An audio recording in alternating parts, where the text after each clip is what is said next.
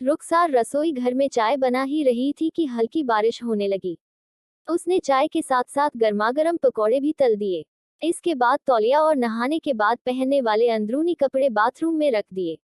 Bedroom में television पर कोई म्यूजिक चैनल चल रहा था। पकौड़े तलने के बाद रुखसार ने खिड़की बंद कर दी और टेलीविजन की आवाज तेज कर दी। वह डांस करने लगी और मस्ती में खुद को दीवार पर लगे बड़े आईने मरुसार ने काले रंग की नाइटी पहनी हुई थी। 35 साल की विधवा होते हुए भी उसने अपने बदन को काफी मेंटेन किया हुआ था। रुखसार मस्ती में डांस कर ही रही थी कि तभी दरवाजे की बेल बजी। उसने टीवी की आवाज कम कर दी और एक दुपट्टा सिर पर रख लिया। रुखसार ने दरवाजा खोला। बाहर कुरियर वाला था, 25 साल का जवान लड़का। वह कहने लगा, कुरियर है, रुखसार खान के नाम से। रुखसार को याद आया कि उसने ऑनलाइन शॉपिंग साइट से अपने लिए एक मोबाइल फोन बुक किया था। वह बोली, मेरा ही नाम रुखसार है। लड़के ने दस्तखत करने के लिए उसे पेन दिया। पेन देते समय उसके हाथ रुखसार की उंगलियों को छू गए थे।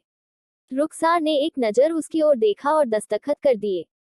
रुखसार ने 5200 रुपए दिए तो लड़के ने 200 रुपए वापस कर दिए और बोला, 200 रुपए डिस्काउंट चल रहा है। रुखसार ने उस लड़के को ध्यान से देखा, जिसने आज के बेईमानी के जमाने में भी ईमानदारी से सच कहा और 200 रुपए वापस कर दिए। थोड़ी देर बाद वह लड़का बोला, थोड़ा पानी मिलेगा। रुखसार ने पूरा दरवाजा खोला और बोली, तुम तो काफी भीग भी गए हो, अंदर आ जाओ। रुखसार ने मोबाइल वाला डब्बा अलमारी में रखा और रसोई घर में पानी लेने चली गई। उसने अपनी छाती से दुपट्टे को अलग कर दिया था। कुछ देर बाद रुखसार ने लड़के को पानी दिया। पानी देते समय जैसे ही वह थोड़ा झुकी, लड़के की नजर उसके उभारों पर जा टिकी। उसकी आंखें बड़ी बड़ी हो गईं। पानी पीते पीते वह लड़का नजर बचाकर रुखसार के उभारों को देख रहा था कि अचानक उसने छींक दिया। रुखसार बोली, तुम्हें तो सर्दी लग गई है, अभी बारिश भी तेज है, तुम चाहो तो थोड़ी देर यहाँ रुक सकते हो, तुम्हारे कपड़े भी काफी भीग गए हैं, चाहो तो बाथरूम में जाकर फ्रेश हो सकते हो। वो लड़का बाथरूम में चला गया। दरवाजा बंद करके लाइट जलाई। वहां रुखसार ने नहाने के लिए तौलिया और अंदरूनी कपड़े पहले से ही रखे हुए थे। लड़के ने कमीज निकालकर उस तौलिए को पहले चूमा, फिर उसी से अपने बदन को पोंछा। उसने रुखसार के ब्रा को अपने हाथ में लिया ही था कि तभी दरवाजे पर दस्तक हुई। उसने ब्रा को वहीं पर रख दिया और थोड़ा सा दरवाजा खोला। रुखसार ने उसको काले रंग का कुर्ता दिया और बोली, यह लो, इसे पहन लेना। लड़के ने वह कुर्ता पहन लिया और अपनी कमीज सूखने के लिए डाल दी। वह बेडरूम में जाकर टेलीविजन देखने लगा। रुखसार रसोई घर से चाय और पकौड़े ले आए और उससे पूछा, क्या नाम है तुम्हारा? लड़का बोला, जुनैद। कहाँ के रहने वाले हो तुम? आजमगढ़। मैं भी आजमगढ़ की रहने वाली हूँ। आजमगढ़ में कहाँ से हो तुम? लालगंज तहसील। मैं निजामाबाद की रहने वाली हूँ। लालगंज में हमारे काफी रिश्तेदार रहते हैं, अम्मी की भी वहाँ की पैदाइश है। और कौन कौन रहता है आपके साथ? सिर्फ मैं और आपके शौहर। उनकी मौत हो गई है। माफ करना, पर कैसे? रुखसार ने बताया कि साल 2013 में हुए मुजफ्फरनगर दंगे में उसके शौहर के साथ ससुराल के सभी लोग मारे गए थे। यह बताते हुए रुखसार की आंखें नम हो गईं। जुनैद ने उसका दुख बांटने की कोशिश की और अपने बारे में बताया कि उसने आजमगढ़ से बीटेक की पढ़ाई की है और वह मालवानी में अपने चाचा के साथ पिछले 1 साल से रह रहा है। जब उसे अपनी फील्ड मैकेनिकल इंजीनियरिंग में कोई नौकरी नहीं मिली, तो उसने कुरियर कंपनी में नौकरी शुरू कर दी। उन दोनों को बातें करते करते 1 घंटा हो गया था। रुखसार जुनैद को अपने निकाह की तस्वीरें दिखाने लगी। जुनैद बोला, तब आप किसी खूबसूरत अप्सरा से कम नहीं थी। रुखसार ने मुस्कुराते हुए कहा, अच्छा, और वह खाली प्लेट और कप लेकर रसोई घर में चली गई। अब वह नहाने की तैयारी कर रही थी। जुनैद उस समय की खूबसूरती को निहार रहा था। वह नहाने के लिए जा ही रही थी कि तभी वापस बेडरूम में गई। जुनैद हैरान रह गया। रुखसार ने पूछा, कैसे लगी निकाह की एल्बम? जुनैद बोला, बहुत खूबसूरत। वह रुखसार के गले के नीचे देख रहा था, वैसे अभी भी आप कुछ कम नहीं हैं। यह सुनकर रुखसार एक खास अदा में मुस्कुरा दी। रुखसार नहाने चली गई। कुछ देर बाद बाथरूम से आवाज आई, मैं अपना तौलिया लेना भूल गई हूँ, दे दो मुझे। जुनैद ने रुखसार को तौलिया दे दिया। कुछ देर बाद पानी की आवाज आने लगी। जुनैद ने सोचा कि रुखसार अब नहाने लगी है, वह अपने खूबसूरत बदन पर साबुन लगा रही होगी। कुछ देर बाद पानी की आवाज धीमी होकर बंद हो गई। रुखसार नहाकर बाहर आई। उसने काले रंग का लहंगा और काले रंग की चोली पहनी थी। छाती पर दुपट्टा था और सिर पर तौलिया बंधा हुआ था। जुनैद रुखसार को देखकर भी अनजान बना टीवी देख रहा था।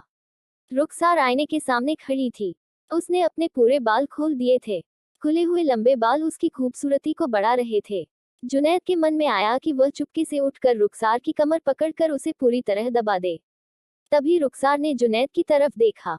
इससे जुनैद घबरा गया और अपनी चोर नजरों को टीवी पर लगा दिया। कुछ देर बाद रुखसार ने अलमारी से वह मोबाइल निकाला जो जुनैद लेकर आया था। वह उसके फीचर के बारे में जुनैद से पूछने लगी और उसके पास आकर बैठ गई। जुनैद ने रुखसार को वह फोन चलाना सिखाया। वह अपनी उंगलियों से उसकी मुलायम उंगलियों को पकड़कर मोबाइल के अलग-अलग फीचर बताने लगा। बीची बीच में जुनैद का हाथ रुखसार के हाथ को छू भी जाता था, पर रुखसार ने बुरा नहीं माना। इससे जुनैद हिम्मत की बढ़ गई। अब वह जानबूझकर उसके हाथ को छूने लगा। धीरे धीरे उसकी नजरें मोबाइल से हटकर रुखसार के गले के निचले हिस्से की तरफ गईं। इसी तरह दोपहर के 2 बज गए। बारिश धीमी हो गई थी। वे दोनों खाना खाने लगे। जुनैद ने पूछा, आप दोबारा निकाह क्यों नहीं कर लेती?